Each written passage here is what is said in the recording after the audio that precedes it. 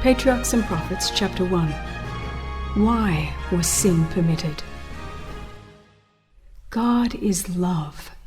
His nature, his law is love. It ever has been, it ever will be. The high and lofty one that inhabiteth eternity, whose ways are everlasting, changeth not. With him is no variableness, neither shadow of turning. Every manifestation of creative power is an expression of infinite love. The sovereignty of God involves fullness of blessing to all created beings. The psalmist says, "Strong is thy hand, and high is thy right hand. Righteousness and judgment are the foundation of thy throne. Mercy and truth go before thy face." Blessed is the people that know the joyful sound. They walk, O Lord, in the light of thy countenance. In thy name do they rejoice all the day, and in thy righteousness are they exalted. For thou art the glory of their strength. For our shield belongeth unto Jehovah, and our King to the Holy One. The history of the great conflict between good and evil, from the time it first began in heaven to the final overthrow of rebellion and the total eradication of sin, is also a demonstration of God's unchanging love. The sovereign of the universe was not alone in his work of beneficence. He had an associate, a co-worker, who could appreciate his purposes and could share his joy in giving happiness to created beings. In the beginning was the Word, and the Word was with God, and the Word was God. The same was in the beginning with God. Christ, the Word, the only begotten of God, was one with the Eternal Father, one in nature, in character, in purpose. The only being that could enter into all the counsels and purposes of God. His name shall be called Wonderful Counselor, the Mighty God, the Everlasting Father, the Prince of Peace. His goings forth have been from old, from everlasting. And the Son of God declares concerning himself, "The Lord possessed me in the beginning of his way, before his works of old. I was set up from everlasting. When he appointed the foundations of the earth, then I was by him, as one brought up with him, and I was daily his delight, rejoicing always before him." The Father wrought by his Son in the creation of all heavenly beings. By him were all things created, whether they be thrones or dominions or principalities or powers. All things were created by him and for him. Angels are God's ministers, radiant with the light ever flowing from his presence and speeding on rapid wing to execute his will. But the Son, the anointed of God, the express image of his person, the brightness of his glory, upholding all things by the word of his power, holds supremacy over them all. A glorious high throne from the beginning was the place of his sanctuary, a scepter of righteousness, the scepter of his kingdom. Honor and majesty are before him, strength and beauty are in his sanctuary. Mercy and truth go before his face. The law of love being the foundation of the government of God, the happiness of all intelligent beings depends upon their perfect accord with its great principles of righteousness. God desires from all his creatures the service of love, service that springs from an appreciation of his character. He takes no pleasure in forced obedience. and to all he grants freedom of will, that they may render him voluntary service. So long as all created beings acknowledged the allegiance of love, there was perfect harmony throughout the universe of God. It was the joy of the heavenly host to fulfill the purpose of their Creator. They delighted in reflecting his glory and showing forth his praise. And while love to God was supreme, love for one another was confiding and unselfish. There was no note of discord to mar the celestial harmonies. But a change came over this happy state. There was one who perverted the freedom that God had granted to his creatures. Sin originated with him who, next to Christ, had been most honored of God and was highest in power and glory among the inhabitants of heaven. Lucifer, son of the morning, was first of the covering cherubs, holy and undefiled. He stood in the presence of the great Creator, and the ceaseless beams of glory enshrouding the eternal God rested upon him. Thus saith the Lord God, Thou sealest up the sum, full of wisdom and perfect in beauty. Thou hast been in Eden, the garden of God. Every precious stone was thy covering. Thou art the anointed cherub that covereth, and I have set thee so. Thou wast upon the holy mountain of God. Thou hast walked up and down in the midst of the stones of fire. Thou wast perfect in thy ways, from the day that thou wast created, till iniquity was found in thee. Little by little, Lucifer came to indulge the desire for self-exaltation. The scripture says, Thine heart was lifted up because of thy beauty. Thou hast corrupted thy wisdom by reason of thy brightness. Thou hast said in thine heart, I will exalt my throne above the stars of God. I will be like the Most High. Though all his glory was from God, this mighty angel came to regard it as pertaining to himself. Not content with his position, though honored above the heavenly host, he ventured to covet homage due alone to the Creator. Instead of seeking to make God supreme in the affections and allegiance of all created beings, it was his endeavor to secure their service and loyalty to himself. And coveting the glory with which the infinite Father had invested his Son, this Prince of Angels aspired to power that was the prerogative of Christ alone. Now, the perfect harmony of heaven was broken. Lucifer's disposition to serve himself instead of his Creator aroused a feeling of apprehension when observed by those who considered that the glory of God should be supreme. In heavenly council, the angels pleaded with Lucifer. The Son of God presented before him the greatness, the goodness, and the justice of the Creator, and the sacred, unchanging nature of his law. God himself had established the order of heaven, and in departing from it, Lucifer would dishonor his Maker and bring ruin upon himself. But the warning, given in infinite love and mercy, only aroused a spirit of resistance.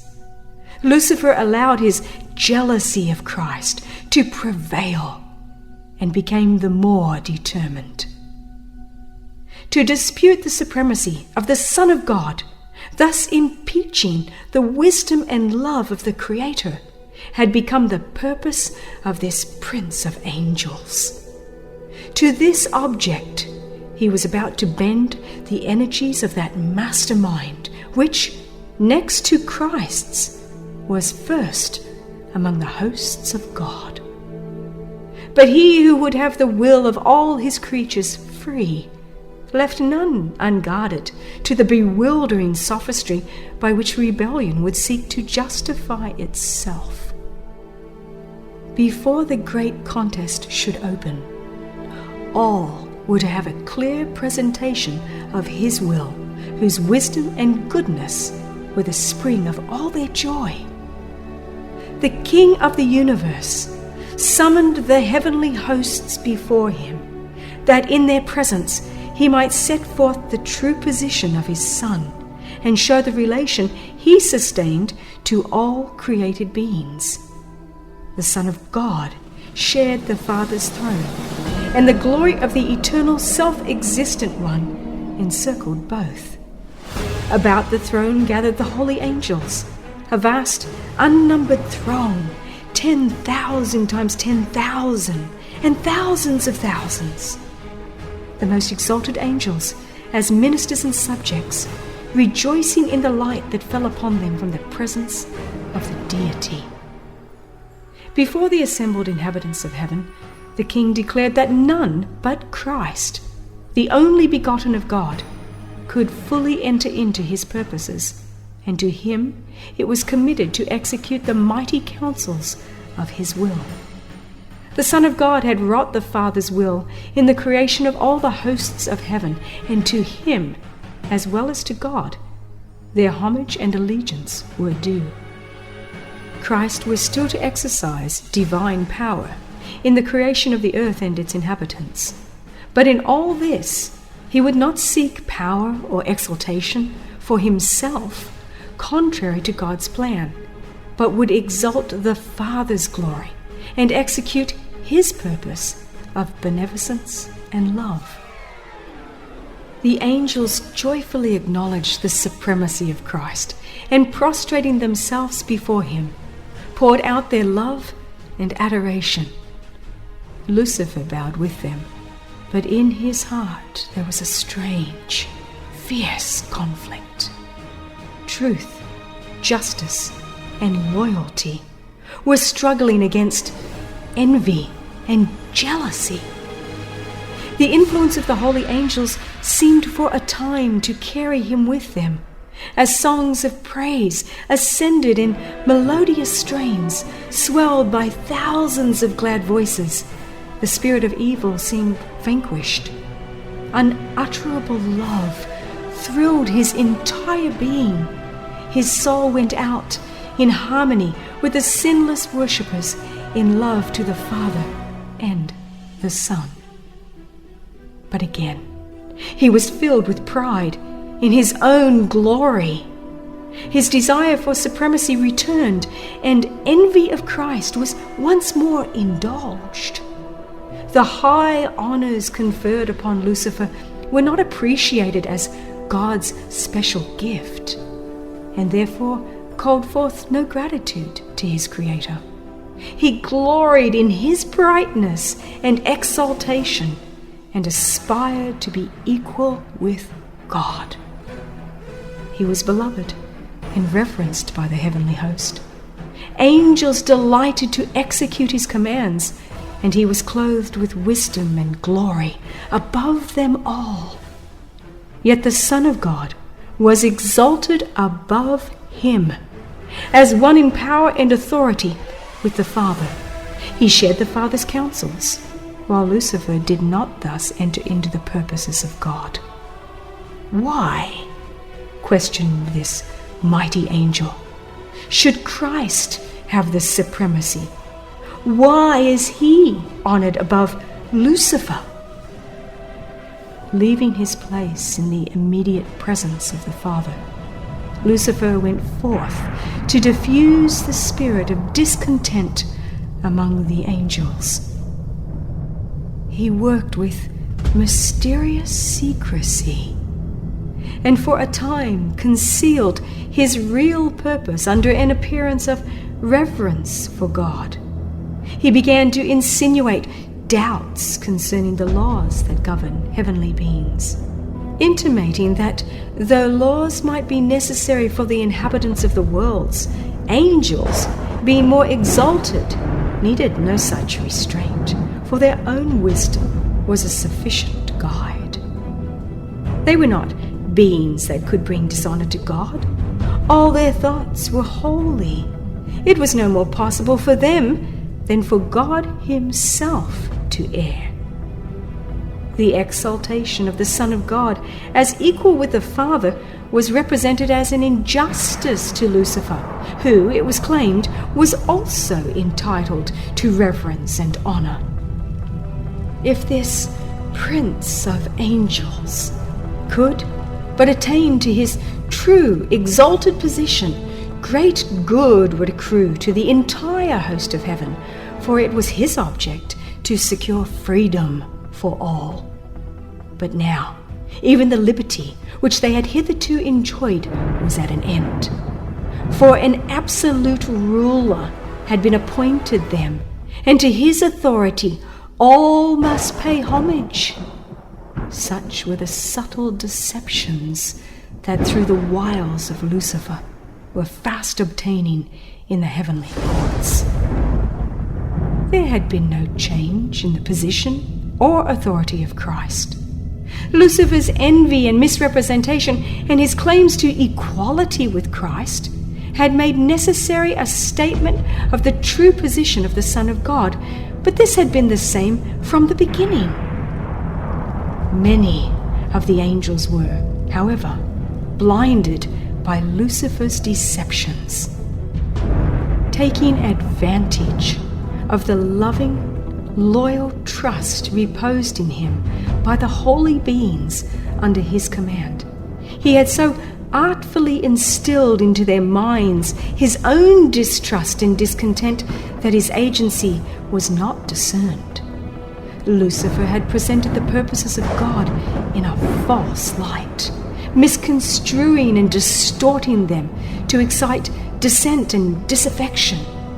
He cunningly drew his hearers on to give utterance to their feelings. Then these expressions were repeated by him when it would serve his purpose, as evidence that the angels were not fully in harmony with the government of God. While claiming for himself perfect loyalty to God, he urged that changes in the order and laws of heaven were necessary for the stability of the divine government. Thus, while working to excite opposition to the law of God and to instill his own discontent into the minds of the angels under him, he was ostensibly seeking to remove disaffection and to reconcile disaffected angels to the order of heaven, while secretly fomenting discord and rebellion. He, with consummate craft, caused it to appear as his sole purpose to promote loyalty and to preserve harmony and peace. The spirit of disaffection thus kindled was doing its baleful work. While there was no open outbreak, division of feeling imperceptibly grew up among the angels. There were some who looked with favor upon Lucifer's insinuations against the government of God. Although they had heretofore been in perfect harmony with the order which God had established, they were now discontented and unhappy because they could not penetrate his unsearchable counsels. They were dissatisfied with his purpose in exalting Christ. These stood ready to second Lucifer's demand for equal authority with the Son of God. But angels who were loyal and true maintained the wisdom and justice of the divine decree and endeavored to reconcile this disaffected being to the will of God. Christ was the Son of God. He had been one with him before the angels were called into existence. He had ever stood at the right hand of the Father. His supremacy, so full of blessing to all who came under its benignant control, had not heretofore been questioned. The harmony of heaven had never been interrupted. Wherefore should there now be discord? The loyal angels could see only terrible consequences from this dissension, and with earnest entreaty they counseled the disaffected ones to renounce their purpose and prove themselves loyal to God by fidelity to his government. In great mercy, according to his divine character, God bore long with Lucifer. The spirit of discontent and disaffection had never before been known in heaven. It was a new element, strange, mysterious, unaccountable. Lucifer himself had not at first been acquainted with the real nature of his feelings. For a time he had feared to express the workings and imaginings of his mind, yet he did not dismiss them. He did not see whither he was drifting, but such efforts as infinite love and wisdom only could devise were made to convince him of his error. His disaffection was proved to be without cause, and he was made to see what would be the result of persisting in revolt. Lucifer was convinced that he was in the wrong. He saw that the Lord is righteous in all his ways and holy in all his works, that the divine statutes are just, and that he ought to acknowledge them as such before all heaven. Had he done this, he might have saved himself and many angels. He had not at that time fully cast off his allegiance to God, though he had left his position as covering cherub. Yet, if he had been willing to return to God, acknowledging the Creator's wisdom and satisfied to fill the place appointed him in God's great plan, he would have been reinstated in his office. The time had come for a final decision. He must fully yield to the divine sovereignty or place himself in open rebellion. He nearly reached the decision to return, but pride forbade him.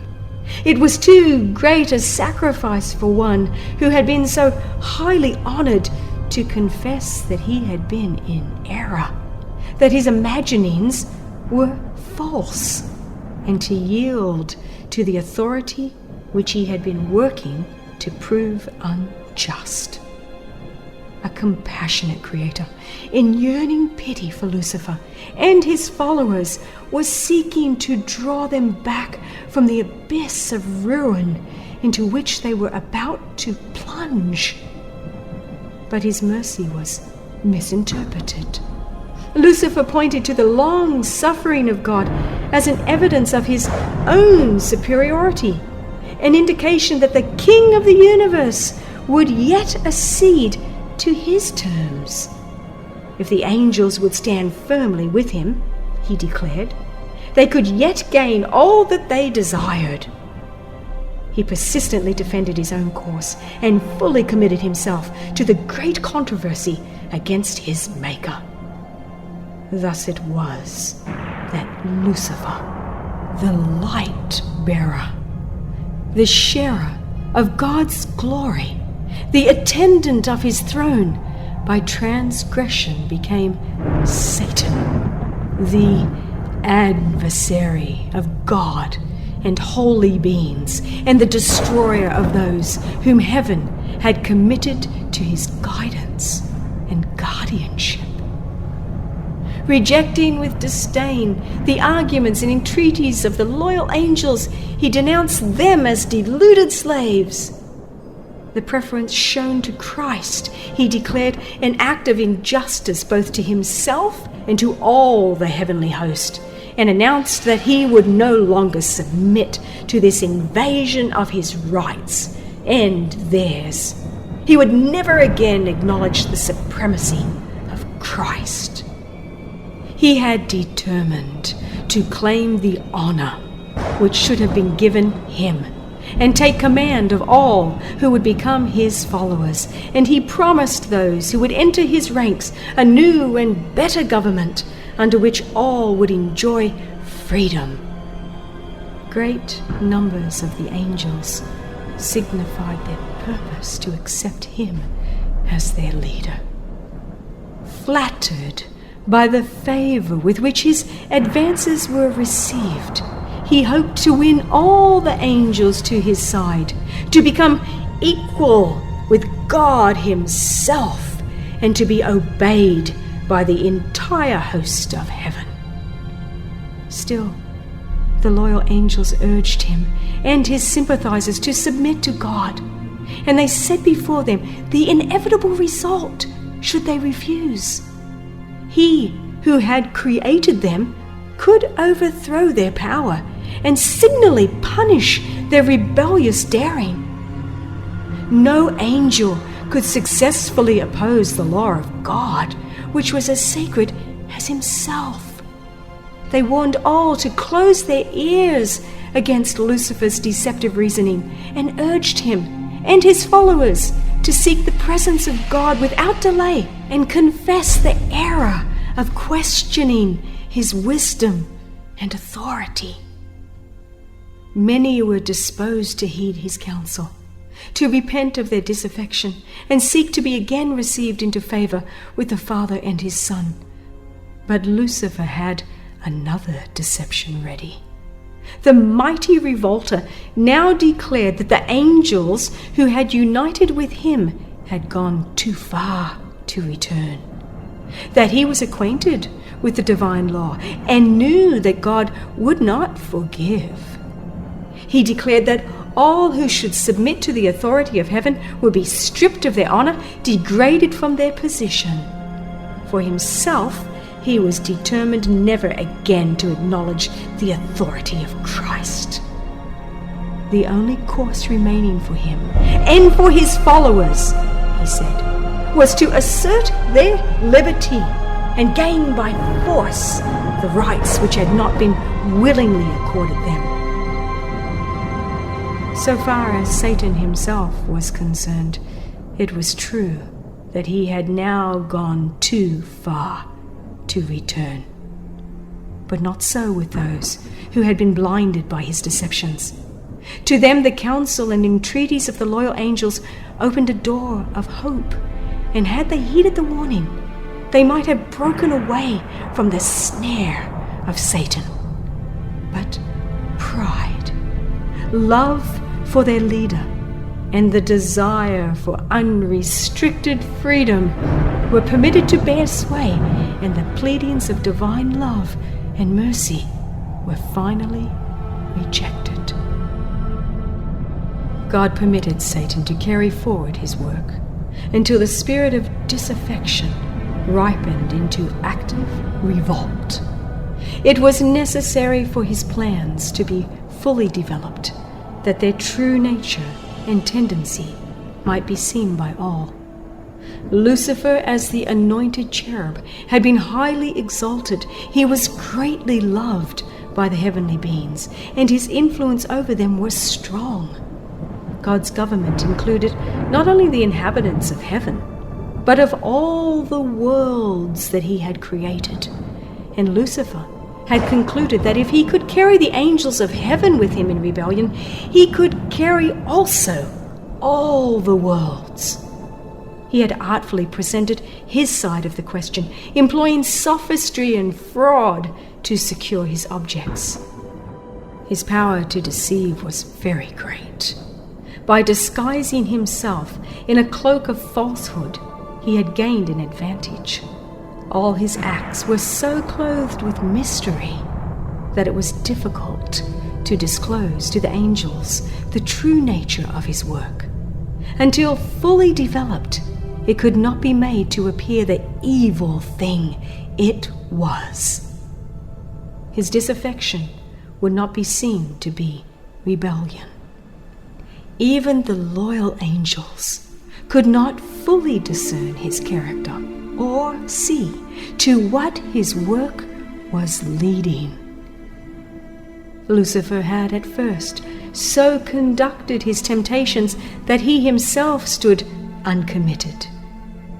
The angels whom he could not bring fully to his side, he accused of indifference to the interest of heavenly beings. The very work which he himself was doing, he charged upon the loyal angels. It was his policy to perplex with subtle arguments concerning the purposes of God. Everything that was simple he shrouded in mystery, and by artful perversion cast doubt upon the plainest statements of Jehovah. And his high position, so closely connected with the divine government, gave greater force to his misrepresentations. God could employ only such means as were consistent with truth and righteousness. Satan could use what God could not: flattery and deceit. He had sought to falsify the word of God and had misrepresented his plan of government, claiming that God was not just in imposing laws upon the angels, that in requiring submission and obedience from his creatures, he was seeking merely the exaltation of himself. It was therefore necessary to demonstrate before the inhabitants of heaven and all the worlds that God's government is just, his law perfect. Satan had made it appear that he himself was seeking to promote the good of the universe. The true character of the usurper and his real object must be understood by all. He must have time to manifest himself by his wicked works. The discord which his own course had caused in heaven, Satan charged upon the government of God. All evil he declared to be the result of the divine administration. He claimed that it was his own object to improve upon the statutes of Jehovah. Therefore God permitted him to demonstrate the nature of his claims, to show the working out of his proposed changes in the divine law. His own work must condemn him. Satan had claimed from the first that he was not in rebellion. The whole universe must see the deceiver unmasked. Even when he was cast out of heaven, infinite wisdom did not destroy Satan. Since only the service of love can be acceptable to God, the allegiance of his creatures must rest upon the conviction of his justice and benevolence. The inhabitants of heaven and of the worlds, being unprepared to comprehend the nature or consequences of sin, could not then have seen the justice of God in the destruction of Satan. Had he been immediately blotted out of existence, some would have served God from fear rather than from love. The influence of the deceiver would not have been fully destroyed, nor would the spirit of rebellion have been utterly eradicated. For the good of the entire universe, through ceaseless ages, he must more fully develop his principles, that his charges against the divine government might be seen in their true light by all created beings, and that the justice and mercy of God and the immutability of his law might be forever placed beyond all question. Satan's rebellion was to be a lesson to the universe through all coming ages, a perpetual testimony to the nature of sin and its terrible results. The working out of Satan's rule, its effect upon both men and angels, would show what must be the fruit of setting aside the divine authority. It would testify that with the existence of God's government is bound up the well-being of all the creatures he has made. Thus the history of this terrible experiment of rebellion was to be a perpetual safeguard to all holy beings, to prevent them from being deceived as to the nature of transgression, to save them from committing sin and suffering its penalty. He that ruleth in the heavens is the one who sees the end from the beginning, the one before whom the mysteries of the past and of the future are alike outspread, and who, beyond the woe and darkness and ruin that sin has wrought, beholds the accomplishment of his own purposes of love and blessing. Though clouds and darkness are round about him, righteousness and judgment are the foundation of his throne. And this the inhabitants of the universe, both loyal and disloyal, will one day understand. His work is perfect, for all his ways are judgment. A God of truth and without iniquity, just and right is he.